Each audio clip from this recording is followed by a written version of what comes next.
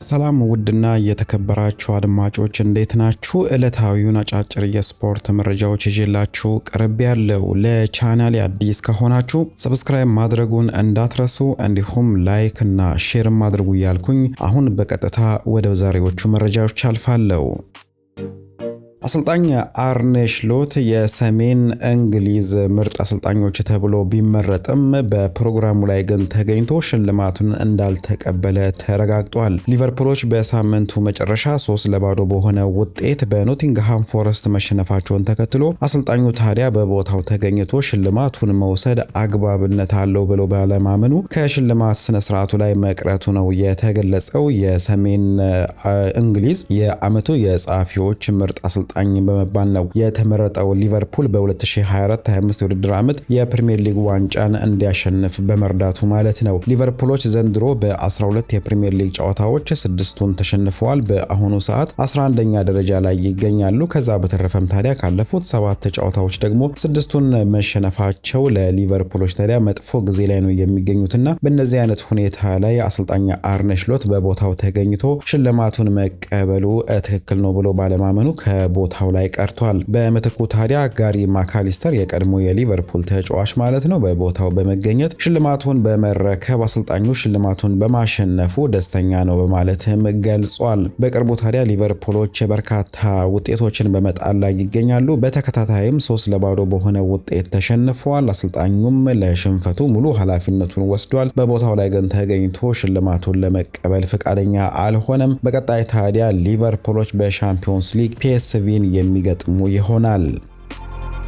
የናፖሊው አማካይ ስኮት ማክቶሚኔይ ስሙ በቅርቡ ከዝውውር ጋር ተነስቶ በመወራት ላይ ይገኛል። በተለይ ማንቸስተር ዩናይትድ እና አርሰናል ስማቸው በተደጋጋሚ ነው እየተነሳ የሚገኘው። ኒውካስል ዩናይትድ እና ቶተንሃም ሆትስፐርም ተጫዋቹ ላይ ፍላጎት ማሳየታቸው ተገልጿል። ስኮት ማክቶሚኔይ ማንቸስተር ዩናይትድ ለቆ ወደ ናፖሊ ከተዘዋወረ በኋላ ምርጥ የሚባል ጊዜን ማሳለፍ ችሏል። ያለፈውን ዓመት ስኩዴቶን ዋንጫ ሲያሸንፍ 12 ጎሎችንም ማስቆጠር ክለቡን ለከፍተኛ ስኬት የዳረገ ተጫዋች ነው። ዘንድሮም ታዲያ እስካሁን በ15 ጨዋታዎች 4 ጎሎችን አስቆጥሮ 2 ጊዜ ደግሞ አሲስት ማድረግ ችሏል። በቅርቡም ሀገሩ ስኮትላንድ ለዓለም ዋንጫ እንድታልፍ አስገራሚ ጎል ማስቆጠር የቻለ ተጫዋች ነው። ናፖሊዎች ተጫዋቹን ለመሸጥ ፈቃደኛ አይደሉም። ለመሸጥ እንኳን ቢገደዱ ከ60 ሚሊዮን ፓውንድ በታች ለመቀበል ፈቃደኛ እንዳልሆኑ ነው የተገለጸው። ዩናይትድና አርሰናል ስማቸው ከተጫዋቹ ጋር ቢነሳም እሱ ግን በናፖሊ ደስተኛ መሆኑን እና ክለቡ እስካልገፋው ድረስ እዛው በኔፕልስ የመቆየት ፍላጎት እንዳለው ተናግሯል። ማንቸስተር ዩናይትድ በቀጣይ ወር ውስጥ 3 ተጫዋቾችን ያጣል። ብራያን ኤምቤሞ፣ አማድ ዲያሎ እና ኑሴር ማዝራዊ በአፍሪካ ዋንጫ ምክንያት ማለት ነው። እነዚህ ተጫዋቾች እስከ መጨረሻ የሚቀጥሉ ከሆነ ታዲያ በማንቸስተር ዩናይትድ 7 ጨዋታዎች የሚያመልጣቸው ይሆናል። ዩናይትዶች በተቻላቸው መጠን ተጫዋቾቹን እስከ መጨረሻ በማቆየት ለሀገር ወይም ደግሞ ለብሔራዊ ቡድን ጨዋታቸው አንድ ቀን ሲቀራቸው ለመልቀቅ ከብሔራዊ ቡድን ባለስልጣናት ጋር ለመነጋገር አቅደዋል። ከዚህ ጋር በተያያዘ ታዲያ ተጫዋቹ ከሄዱ በኋላ የነሱን ቦታ የሚተኩ 3 ወጣት ተጫዋቾች መዘጋጀታቸውን ሩበን አሞሪም አስታውቀዋል። ጃክ ፍሌሸር፣ ሼሌሲ እንዲሁም ቺዶ ኦቢ ቦታቸውን ይተካሉ ተብሎ ይጠበቃል። እነዚህ የአጥቂና የአማካይ ስፍራ ተጫዋቾች ናቸው፣ ወጣት ተጫዋቾች ናቸው። ጃክ ፍሌሸር በቅርቡ ከቶተንሃም ሆትስፐር ጋር በተደረገው ጨዋታ ላይ በተቀያሪ ወንበር ላይ ተቀምጦ ነበር። ሼሌሲ ደግሞ በወጣቶች ደረጃ ምርጥ የሚባል እንቅስቃሴን ማድረግ የቻለ ተጫዋች ነው። ቺዶ ኦቢ ማርቲን ደግሞ ባለፈው ዓመት 8 ጨዋታዎች ላይ ተሰልፈው መጫወት ችሏል። እነዚህ የአካዳሚ ውጤት የሆኑ ተጫዋቾች በቀጣይ በማንቸስተር ዩናይትድ ውስጥ እድል እንደሚሰጣቸው ነው እየተገለጸ የሚገኘው። በተለይ ከተጫዋቾቹ ክለቡን መልቀቅ ጋር በተያያዘ ሌሎች ጉዳቶችም የሚኖሩ ከሆነ የተጫዋቾቹ ተሳትፎ ከፍ ይላል ተብሎ ነው የሚጠበቀው። እነዚህ ተጫዋቾች በቀጣይ በማንቸስተር ዩናይትድ የመሰለፍ እድል እንደሚሰጣቸው አሰልጣኝ ሩበን አሞሪም ተናግሯል።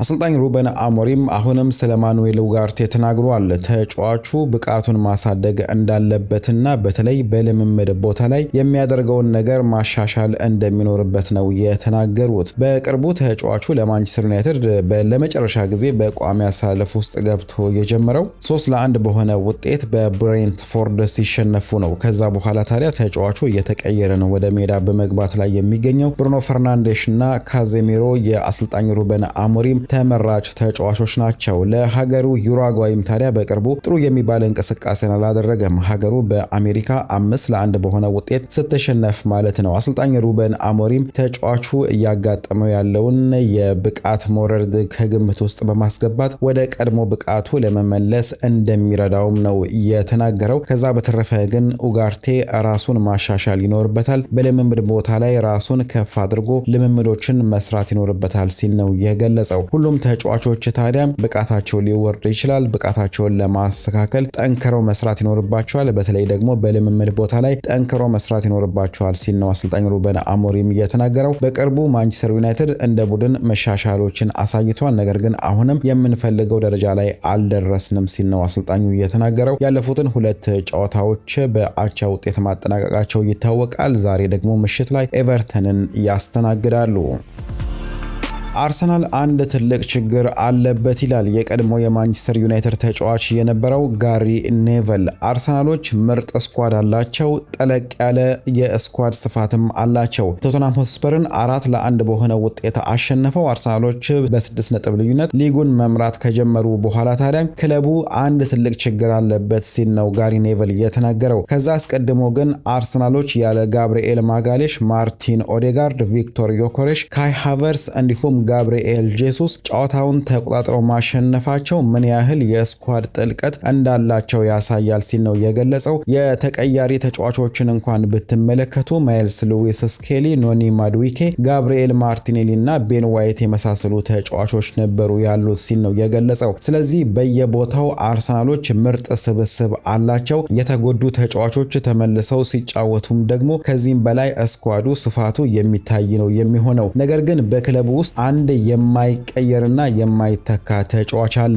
እሱም ዴክለን ራይስ ነው። አርሰናሎች ስኳዳቸው ሰፊ ቢሆንም ዴክለን ራይስን የሚመስል ተጫዋች ግን ክለቡ ውስጥ የለም። እሱን በደንብ መንከባከብ ይኖርባቸዋል ሲል ነው የገለጸው። እሱ እንደ ሮይ ኬን እና ሮድሪ አይነት ተጫዋች ነው። ሁሉንም ሜዳ ማካለል የሚችል ተጫዋች ነው። ኳስ ያስጥላል። የቆሙ ኳሶችን በጥሩ ሁኔታ ለተጫዋቾች ያቀብላል ወይንም ደግሞ ይመታል። ኳሶችንም ይዞ ወደፊት በማምራት ክለቡ እንዲያጠቃም ይረዳል። ሁሉም ቦታ የምትመለከተው ተጫዋች ነው። እንደዚህ አይነት ተጫዋች በክለቡ ውስጥ የለም። አርሰናል ያለው ብቸኛው ችግር ዴክለን ራይስን ሊተካ የሚችል ተጫዋች ክለቡ ውስጥ አለመኖር ነው ሲል ነው ጋሪ ኔቨል የተናገረው። አርሰናሎች በቀጣይ ታዲያ በሻምፒዮንስ ሊጉም ውጤታማ ሊሆኑ ይችላሉ። የዘንድሮን የፕሪሚየር ሊግ ዋንጫ እንደሚያሸንፉ ከፍተኛ የሆነ እምነት አለኝ። በ2 እና 3 ዓመት ውስጥም ሻምፒዮንስ ሊግን ያሸንፋሉ ሲል ጋሪ ኔቨል ተናግሯል።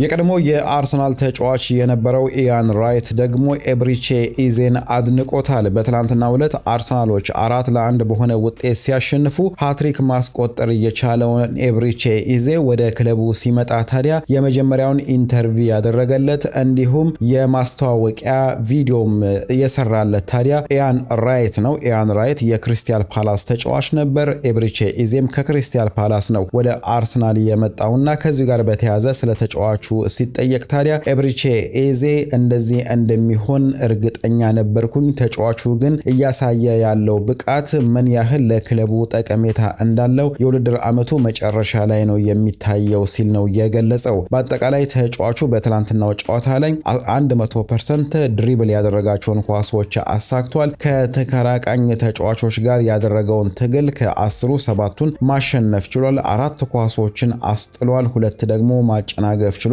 በትላንትናው ዕለት ኤብሪቼ ኤዜ ማለት ነው። ዘንድሮ ታዲያ በ18 ጨዋታዎች 8 ጎሎች ላይ ለአርሰናል መሳተፍ ችሏል። በ10 ቁጥር ቦታው ላይ ምርጥ የሚባል እንቅስቃሴን በማድረግ ላይ ይገኛል። ማርቲን ኦዴጋርድ ሲመለስ ታዲያ ኤብሪቼ ኤዜ ምን ይሆናል የሚለው የበርካቶች ጥያቄ ሆኗል። ለአሰልጣኝ ሚኬል አርቴታ ከፍተኛ ራስ መታት ይሆናል ተብሎ የሚጠበቀው ሌሎች በጉዳት ላይ የሚገኙ ተጫዋቾች ሲመለሱ ነውና ማርቲን ኦዴጋርድ የሚመለስ ከሆነ ኤብሪቼ ኤዜን እንዴት ታደርገዋለህ? ወደ ክንፍ ታወጣዋለህ ወይስ የት ቦታ ታሰልፈዋለህ የሚለው ለአሰልጣኙም ራስ ምታት ይሆናል ሲል ነው ኢያን ራይት የተናገረው። ከዛ በተረፈ በትላንትናው ዕለት ያሳየውን ብቃት አድንቆለታል። ሌላኛው የቀድሞ ተጫዋች ደግሞ ጄሚ ካራጋር ነው። የቀድሞ የሊቨርፑል ተጫዋች የሆነው ጄሚ ካራጋር ለኤብሪቼ ኢዜ ይቅርታ ጠይቋል። ተጫዋቹ ታዲያ ወደ ክለቡ የመጣው እንደ ማሟያ ብቻ ነው ሲል ነው የገለጸው። በተቀያሪ ወንበር ላይ ተቀምጦ ማርቲን ኦዴጋርድን እየቀየረ ወደ ሜዳ እንዲገባ ብቻ ነው ያመጡት እንጂ ለውጥ እንዲያመጣ አይደለም። ተጫዋቹ ለውጥ ማምጣት የሚችል ተጫዋች አይደለም ሲል ነበር የውድድር ዓመቱ መጀመሪያ ላይ አርሰናሎች ኤብሪቼ ኢዜን ሲያስፈርሙት የተናገረው። ነገር ግን በትላንትና ዕለት ጨዋታን መቀየር እንደሚችል አሳይቷልና ኤብሪቼ ኢዜ ይህንን ካደረገ በኋላ ይቅርታውን በቀጥታ ላይቭ ቲቪ ላይ ጄሚ ካራጋር ጠይቋል። ኤብሪቼ ኢዜ በትላንትና ዕለት ያሳየው ብቃት ታዲያ በበርካቶችም እያስሞገሰው ይገኛል። በቀጣይ አርሰናሎች ለሚያደርጉት ጨዋታም ከፍተኛ የሆነ አገልግሎት ይሰጣል ተብሎ ይጠበቃል። በርካታ ክለቦች የኖቲንግሃም ፎረስቱን ተከላካይ ሙሪሎን እየተመለከቱት ይገኛሉ። ቼልሲ፣ አርሰናል፣ ባርሴሎና ስማቸው ከተጫዋቹ ጋር በመጠቀስ ላይ የሚገኙ ክለቦች ናቸው። የ23 ዓመቱ ተከላካይ ታዲያ አሁን በበርካታ የአውሮፓ ክለቦች እይታ ውስጥ መግባቱ ነው የተገለጸው። ቼልሲዎች ታዲያ ከቡድኑ ጋር በተያያዘ በርካታ የመሃል ተከላካይ ተጫዋቾቻቸው በጉዳትና በአቋም መዋዠቅ ምክንያት የሚታማ ክለብ ነው ተከላካዩ ማለት ነው። በዚህ መሰረት ቼልሲዎች ለዚህ ሲባል ሙሪሎን እየተመለከቱት እንደሚገኙ ነው የተገለጸው። አርሰናሎች ታዲያ እንደ መጠባበቂያ ነው። ምናልባት ክለቡን የሚለቅ ሌላ ተጫዋች የሚኖር ከሆነ እንዲሁም በጉዳት ምክንያት ክለቡን የሚለቅ ተጫዋች ካለ ለማስፈረም ጥረት ያደርጋሉ ተብሎ ይጠበቃል። አሁን ላይ ባለው ሁኔታ ግን አርሰናሎች በመሃል ክፍሉ ላይ ወይም ደግሞ በተከላካይ መስመሩ ላይ ጠንካራ ተጫዋቾችን አቅፈው ይገኛሉ። ከዛ በተረፈ ታዲያ ተጫዋቹም ወደ አርሰናል የሚያመራ ከሆነ የመሰለፍ ዕድል ማግኘቱን ይጠራጠራልና አርሰናልን ላይ መርጥ ይችላል ተብሎ ነው የሚጠበቀው። ከዛ በተረፈ ግን አርሰናሎችም እየተከታተሉት እንደሚገኙ ነው የተገለጸው። ባርሴሎናዎች ደግሞ ሮናልድ አራውሆን እንዲሁም አንድሬስ ክሪስቲያንሰንን ለመተካት ተጫዋቹን እየተመለከቱት እንደሚገኙ ተገልጿል። ነገር ግን ከገንዘብ ጋር በተያያዘ ተጫዋቹን ማስፈረም እንደሚከብዳቸው ነው እየተገለጸ የሚገኘው። ኖቲንግሃም ፎረስቶች ተጫዋቹን ለማቆየት ጥረት ያደርጋሉ። ከዛ በተረፈ ግን መልቀቅ ግድ ቢላቸው እንኳን ከ80 እስከ 90 ሚሊዮን ዩሮ እንደሚጠይቁም ነው የተገለጸው። ሊቨርፑሎች ለኢብራሂማ ኮናቴ የመጨረሻ የተባለውን የኮንትራት ፕሮፖዛል ማቅረባቸው እየተገለጸ ይገኛል። በቀጣይ ሳምንታት ውስጥም ተጫዋቹ ምላሹን ይሰጣል ተብሎ ነው የሚጠበቀው። አሁን ወደ መጨረሻው ወር እየገባን ይገኛል። ዲሴምበር ወር ነው የመጨረሻው ወር። ከዛ በተረፈ ከጃንዋሪ 1 ጀምሮ ከፕሪሚየር ሊጉ ውጭ ያሉ ክለቦች ተጫዋቹን ማነጋገር ይችላሉና ባየር ሙኒክ፣ ፒኤስጂ፣ ሪያል ማድሪድ ተጫዋቹን እየተመለከቱት ይገኛሉ። ተጫዋቹ ታዲያ ወደ ሪያል ማድሪድ ተዘዋውሮ የመጫወት ፍላጎት እንዳለው የተገለጸው። አሁን ታዲያ ሊቨርፑሎች የመጨረሻ የተባለውን ፕሮፖዛላቸውን ማቅረባቸውና ከተጫዋቹ መልካም ምላሽን እየተጠባበቁ እንደሚገኙ ነው የተገለጸው። እስካሁን ታዲያ ተጫዋቹ ከቆይታው ጋር በተያያዘ የተናገረው ነገር የለም።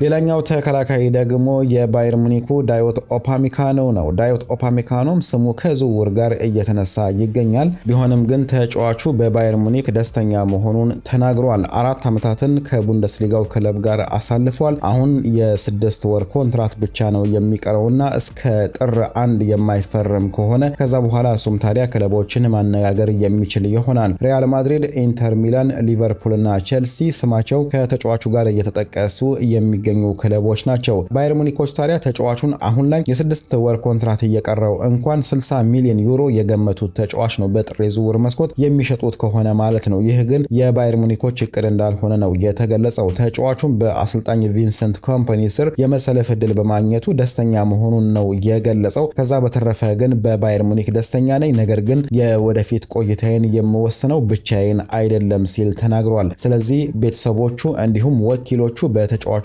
ወደፊት ቆይታ ላይ ውሳኔ እንደሚያሳልፉ ይጠበቃል።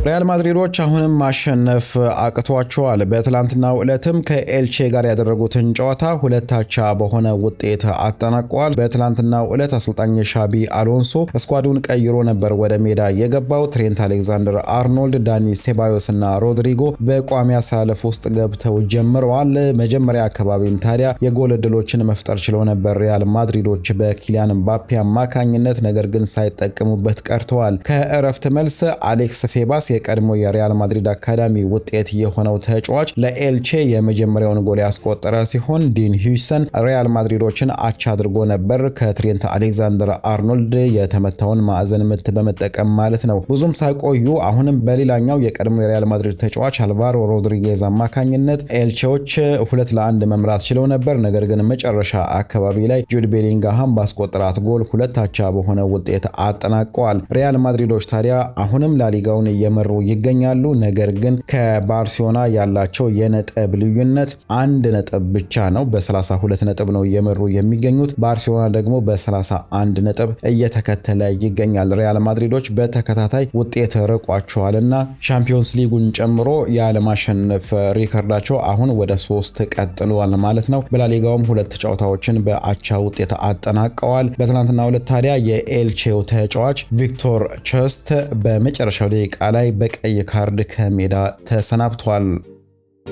ባርሴሎናዎች አንድ ወጣት የተከላካይ መስመር ተጫዋችን እየተመለከቱ እንደሚገኝ ተገልጿል። ባርሳዎች ታዲያ በቀጣዩ ክረምት በርካታ የተከላካይ መስመር ተጫዋቾችን ለማስፈረም ማቀዳቸው ነው እየተገለጸ የሚገኘው። በተለይ ኢኒጎ ማርቲኔዝ ለመተካትና በግራ ተመላላሽ መስመር በኩል ደግሞ ለአሌሃንድሮ ባልዴ ተፎካካሪን ለማምጣት በማሰብ በቀጣዩ ክረምት የተከላካይ መስመር ተጫዋቾችን ያስፈርማሉ ተብሎ ይጠበቃል። ከግራ ተመላላሹ ጋር በተያያዘ ታዲያ በአሁኑ ሰዓት ለሳንቶስ እየተጫወተ የሚገኘው ጆአዎ ቪክቶር ሱዛን እየተመለከቱት እንደሚገኙ ተገልጿል። የ19 ዓመቱን ተከላካይ ለማስፈረም ታዲያ ከ12 እስከ 15 ሚሊዮን ዩሮ ለማቅረብ መዘጋጀታቸው ነው የተገለጸው። ባየር ሙኒኮችም ይህንን ተጫዋች እየተመለከቱት ይገኛሉ። የ19 ዓመቱ ተጫዋች ታዲያ በ2024 ለሳንቶስ 26 ጨዋታዎች ላይ ተሰልፎ መጫወት የቻለ ተጫዋች ነው። አሁንም አሌሃንድሮ ባልዴ የባርሴሎና የግራ ተመላላሽ ተመራጭ ይሆናል ተብሎ ይጠበቃል። ነገር ግን ተጫዋቹ የሚዋዥቅ ብቃት ነው እያሳየ የሚገኘው። በዚህ መሰረት ለተጫዋቹ ተፎካካሪን ለማምጣትና ብቃቱን ለማሳደግ በማሰብ ጆአዎ ሱዛን ወደ ክለባቸው ለማምጣት ማቀዳቸው ተዘግቧል።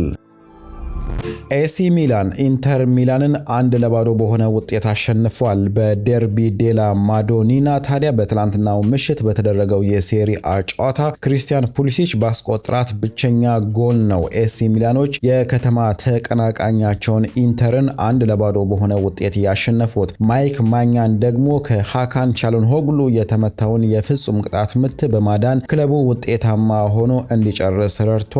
ይችን ኳስ ብቻ ሳይሆን በርካታ ኳሶችን በመመለስ ነው ትላንትና ማይክ ማኛን ክለቡን ታድጎ የወጣው። ቱራም አቸርቢ፣ ላውታሮ ማርቲኔዝ የመቷቸው ኳሶች ታዲያ በግብ ጠባቂውና በጎሉ ብረት ተመልሶባቸዋል። በተጨማሪም ታዲያ ወደ መጨረሻ አካባቢም እነ ባሬላ፣ አካንጂ፣ ዲዩፍ፣ ቦኒን የመሳሰሉ ተጫዋቾችን ወደፊት በመግፋት ኢንተሮች ውጤት ይዞ ለመውጣት ጥረት አድርጎ ነበር፣ አልተሳካላቸውም።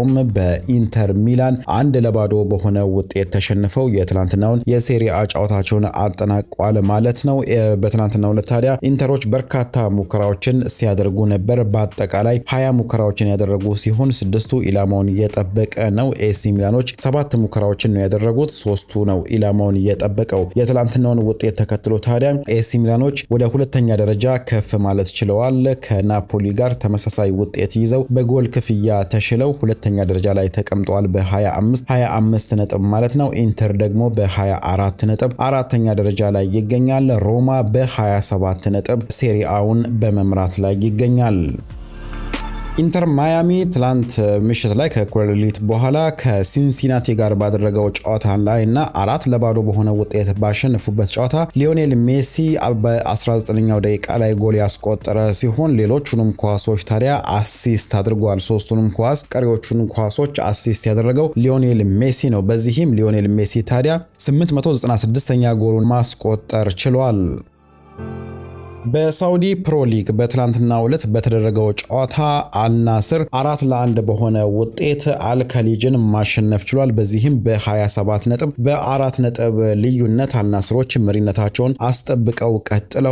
በትላንትናው ዕለት ታዲያ ጆው ፌሊክስ በ39ኛው ደቂቃ ላይ፣ ዌስሊ በ42ኛው ደቂቃ ላይ፣ ማኔ በ77ኛው ደቂቃ ላይ ያስቆጠረ ሲሆን ሮናልዶ አስገራሚ ጎል በጭማሪው ሰዓት ማስቆጠር ችሏል። የትላንትናውን ተከትሎ ታዲያ ክርስቲያኖ ሮናልዶ ያስቆጠራቸው ጎሎች ወደ 954 ከፍ ማለት ችለዋል። በመጨረሻው ደቂቃ አስገራሚ የሆነችን ኳስ ክርስቲያኖ ሮናልዶ በማስቆጠር ትላንትና ክለቡም ውጤታማ እንዲሆን ረድቷል።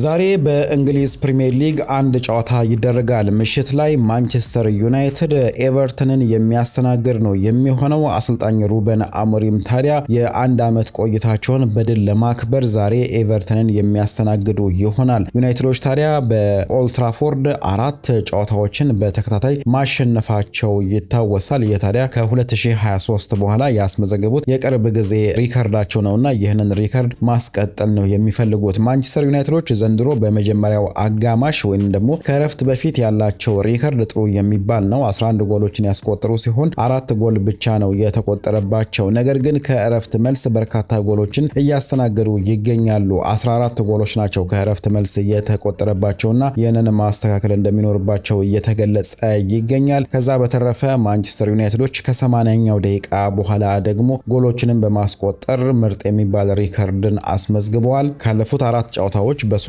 ከ80ኛው ደቂቃ በኋላ ጎል በማስቆጠር ነው ውጤታማ መሆን እየቻሉትና ማንቸስተር ዩናይትዶች ከዚህ አንጻር አሁንም ምርጥ የሚባል ሪከርድ አላቸው። ኤቨርተን በተቃራኒው ደግሞ በሰኞ ምሽት ያደረጋቸውን ያለፉትን 10 ጨዋታዎች ማሸነፍ አልቻለም። ከ2016 ጀምሮ ከሜዳው ውጪ ሰኞ ምሽት ያደረጋቸውን አንዱንም ጨዋታ 10ሩንም ጨዋታ ማለት ነው ማሸነፍ አልቻለም። በተጨማሪም ዴቪድ ሞይስም ታዲያ ከማንቸስተር ዩናይትድ ጋር ያላቸው ሪከርድ ጥሩ የሚባል አይደለም። ባለፉት 12 ጨዋታዎች ማሸነፍ የቻለው አንዱን ብቻ ነው። ከዛ በተረፈም ወደ ኦልትራፎርድ አምርተው ኤቨርተኖች ከ32 ጨዋታዎች ማሸነፍ የቻሉት አንድ ጨዋታ ብቻ ነውና ኤቨርተኖች በኦልትራፎርድ እንዲሁም በሰኞ ምሽት ያላቸው ሪከርድ ጥሩ የሚባል አይደለምና ዛሬ ማንቸስተር ዩናይትድ ውጤታማ ይሆናል ተብሎ ይጠበቃል። የኤቨርተኑ ጃክ ግሪሊሽ ዘንድሮ በርካታ የጎል እድሎችን ፈጥሯል። 19 እድሎችን ነው የፈጠረው በ7 ጨዋታዎች ማለት ነው። ነገር ግን አንዱም ወደ ጎልነት አልተቀየረምና ኤቨርተኖች ከዚህ አንጻር